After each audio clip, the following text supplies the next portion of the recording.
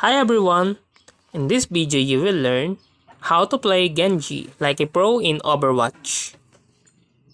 Mastering Shurikens. Practice aiming and leading your shurikens to maximize damage, especially to mid-range targets. Sweep Strikes Mobility.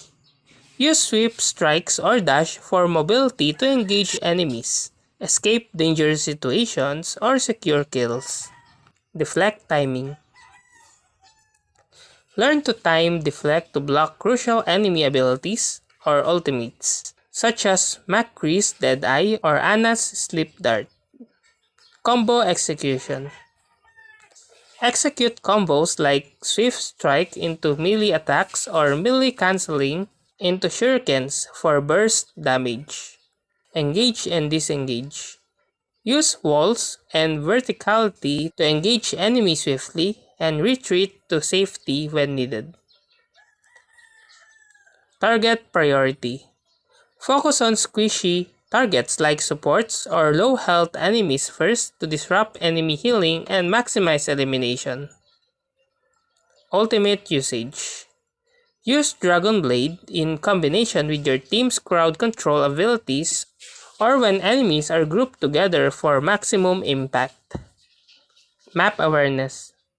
Utilize high ground and flanking routes to surprise enemies and gain advantageous positions. Health Pack Usage. Memorize health pack locations to sustain yourself during skirmishes without relying solely on healers. Communication. Coordinate with your team to capitalize on Dragon Blade opportunities or call out low health targets. Flanker Role. Fulfill the flanker role by harassing enemy backlines, pressuring supports, or creating distractions. Mechanical Skill. Continuously practice your aim, swiftly strike accuracy, and ability management to maintain consistency. Duel Ability.